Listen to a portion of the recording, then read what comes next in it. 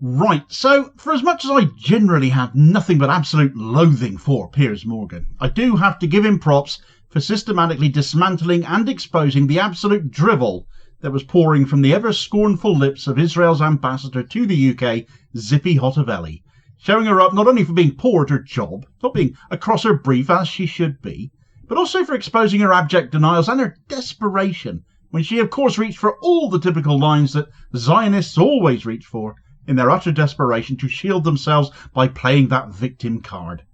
The crux of the argument that stands out most, however, is the ongoing denials that Israel are targeting children, that innocents are not targeted, but that Hamas do that they are used as human shields by Hamas.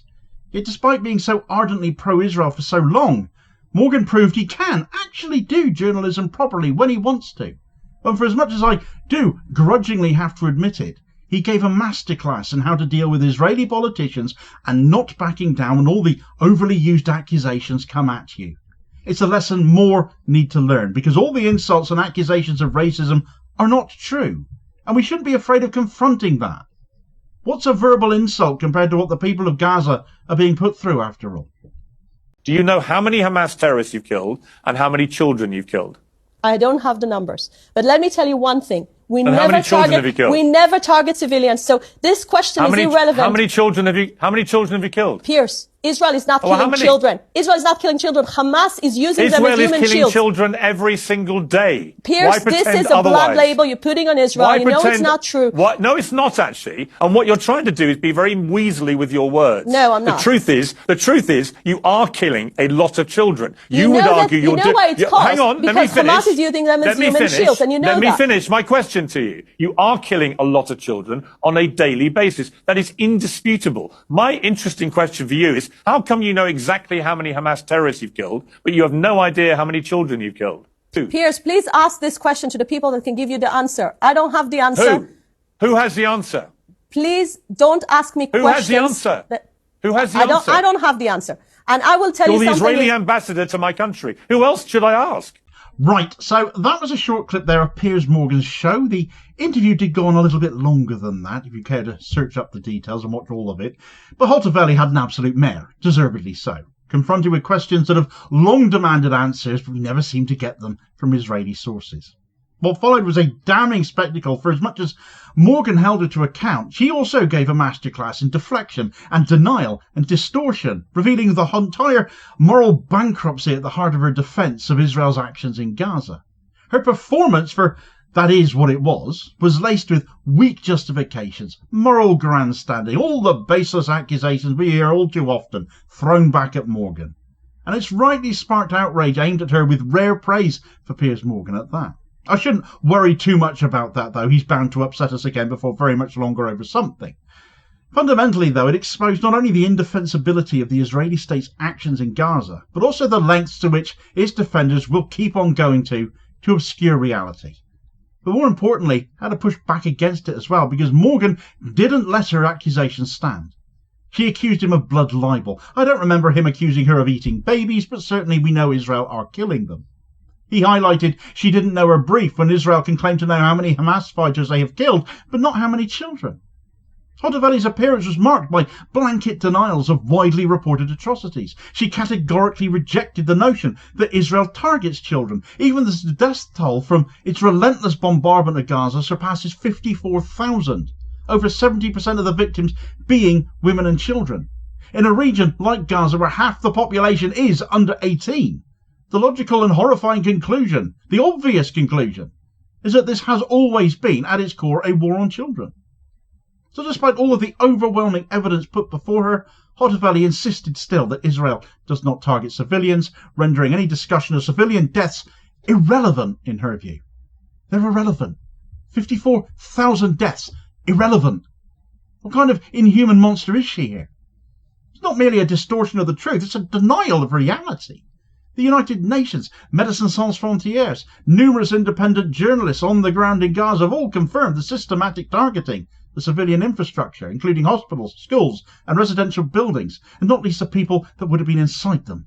Hospitals are particularly being targeted. They're being singled out, in fact, as shown by a Haaretz investigation. A report on that by Quds Network has also exposed this, going further, saying, A new investigation by Israeli Haaretz has confirmed that the Israeli military intensified its attacks on hospitals and clinics across Gaza over the past week. At least 10 medical facilities were struck, forcing many out of service and pushing Gaza's health system closer to collapse. The attacks began with a major strike on the European hospital in Khan Yunis.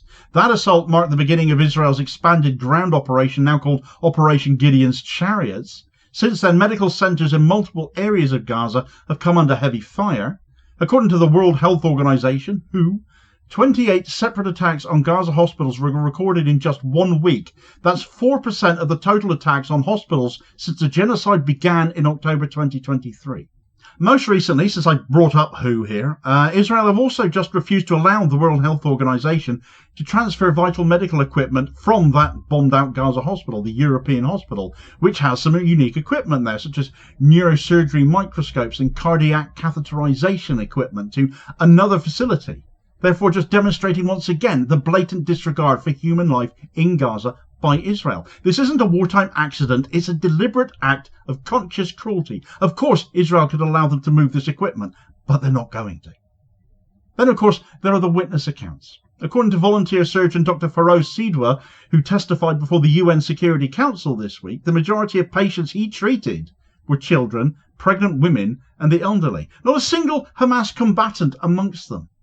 His accounting of what he has treated and he has witnessed will freeze your blood. And YouTube would never pass this video if I spoke of it here in any detail. So do refer to the Squawk Box article I've listed in the description, even the title of which I've had to partially censor in order to get this through. When Morgan dared to suggest that such disproportionate killing could only be seen as deliberate, Hotovely accused him of invoking a blood libel. Grotesque and cynical attempt to shut down legitimate criticism by conflating it with anti-Semitism, because of course they have. It's not only morally repugnant, it's a total lie. He asked a damn question that you dare not answer, and to his credit, he called you out on it in exactly the right way. How dare they keep weaponizing racism to cover for their atrocities? Why should we fear being called racist by such people who are prepared to stoop so low in order to hide what they're doing? It weaponizes historical trauma to defend present-day war crimes, silencing dissent through guilt and fear. It is this very conflation that has allowed figures like Hotovely to enjoy significant protections from politicians like Keir Starmer and his government, who have largely refused to criticise Israel's actions in any meaningful way, certainly insofar as ever calling them what they are, which is a genocide. Meanwhile, the Metropolitan Police have aggressively cracked down on protests near the Israeli embassy and Hotovely's residence, as that is, arresting peaceful activists, including people such as Jewish anti-genocide campaigner Yael Khan. Jewish protesters being arrested to protect Zionists.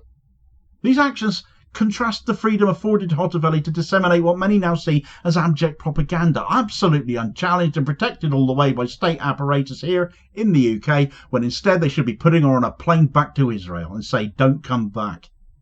It's no surprise that calls for Hotovely's expulsion from the UK are getting louder, though. Her continued presence here is increasingly seen as a symbol of UK complicity in an unfolding atrocity, and there is little sign of Starmer changing his ways as, amidst claims of suspending a trade deal with Israel, less than a week later, the UK trade envoy to Israel pops up in Haifa. Against such blatant acquiescence and inaction on Starmer's part, though, over 800 legal figures here in the UK, including judges and barristers, have called on Keir Starmer to impose sanctions on Israel for its conduct in Gaza. Middle East Eye picked that story up. In an open letter sent to UK Prime Minister Keir Starmer this week, the signatories, who include former Supreme Court Justices Lord Sumption and Lord Wilson, say there is mounting evidence that genocide is being perpetrated or is at serious risk of occurring in Gaza. Your government must act now before it is too late, the letter says, referring to the ongoing abuses by Israel in the besieged territory. The legal experts, who also include former Court of Appeal judges Sir Stephen Sedley, Sir Anthony Hooper and Sir Alan Moses, urge Starmer to sanction Israeli ministers or senior military officials who they say have incited genocide or supported illegal settlements. They call on the British government to adhere to its fundamental international legal obligations and use all available means to secure an immediate, unconditional and permanent ceasefire in Gaza, and to ensure the urgent, unconditional and unimpeded resumption of aid to Palestinians. Hotovely's insistence that Hamas used children as human shields is another hollow excuse that collapses under scrutiny. An AP investigation has confirmed that it is in fact Israeli soldiers who have been systematically using Palestinians as human shields in both Gaza and the West Bank. The hypocrisy is glaring. But unlike Hotovely, I can back up what I say with another short excerpt, this time from Press TV. One of the witnesses who spoke to the AP, Abu Hamadan, was detained in August after being separated from his family in northern Gaza. He said Israeli forces told him he'd be helping with a special mission. Dressed in army fatigues with a camera fixed to his forehead, Abu Hamadan said he was forced into houses across Gaza to ensure they were clear of bombs and gunmen. For 17 days he was compelled to search homes and inspect tunnels, while Israeli soldiers stood behind him and entered buildings only after he had cleared them for threats. Each night, Abu Hamadan said he was bound in a dark room, waking the next day to repeat the ordeal. The only time he wasn't blindfolded or restrained was when he was used as a human shield, the report said. Further afield, the cracks in relations with Israel are widening too. Germany have been traditionally one of Israel's staunchest allies. They have now openly been questioning the justification of Israel's military campaign. The new Chancellor there, Friedrich Merz, recently stated that the Israeli attacks on Gaza can no longer be seen as a legitimate fight against Hamas. France and Belgium have also joined the chorus of condemnation. Over 300 French writers have called for sanctions, labelling Israel's actions as genocide, while the Belgian foreign minister echoed the term explicitly, following on from Spanish Prime Minister Pedro Sanchez last week, calling what Israel is doing in Gaza a genocide. These international rebukes come amid reports of the Israeli government sentencing Palestinian minors, children, to life imprisonment. Children for life imprisonment, all whilst expanding their colonial footprint in the West Bank by announcing the construction of 22 brand new illegal settlements. Each settlement means more displacement, more dispossession and more trauma inflicted on ordinary Palestinians, Palestinian children. Perhaps no incident exemplifies the grotesque logic of Hotovely's defence more than the targeted killing of 9 children belonging to a Palestinian doctor, whom Israel later claimed were suspects. They were just little kids. This is the level of depravity now normalised by the Israeli state, excused by their representatives at home and abroad, and by branding kids suspects. You can see how they try to justify not targeting children at all. It very much all sounds like the old refrain of all Palestinians are Hamas excuse, doesn't it? Since October 7th, Israel has dropped the equivalent of 6 nuclear bombs on Gaza.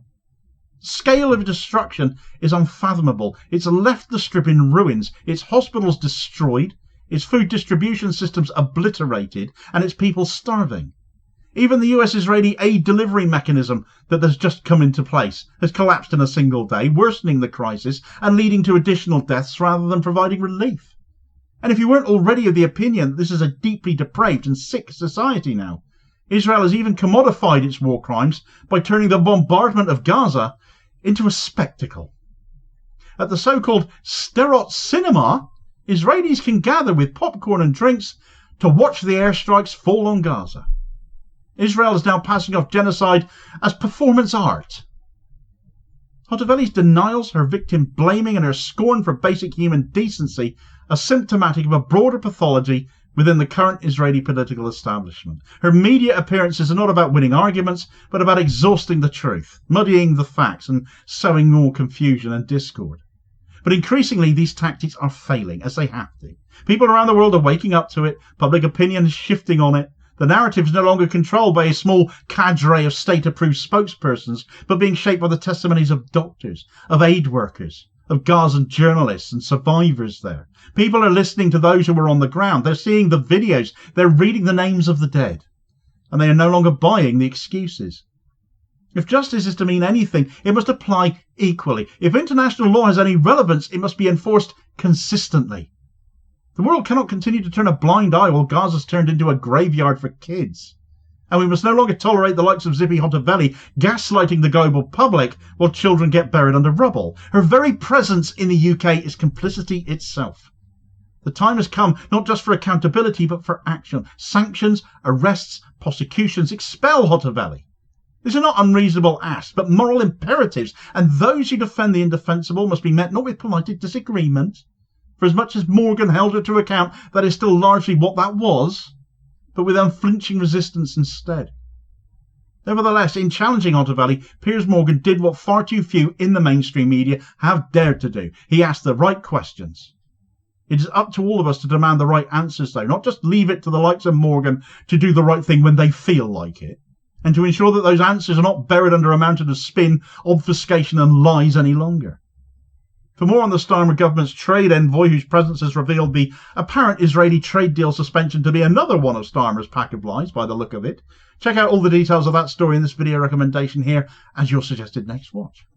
Please do also hit like, share and subscribe if you haven't done so already, so as to ensure you don't miss out on all new daily content, as well as spreading the word and helping to support the channel at the very same time, which is much appreciated, holding power to account for ordinary working class people, and I will hopefully catch you on the next video. Cheers folks.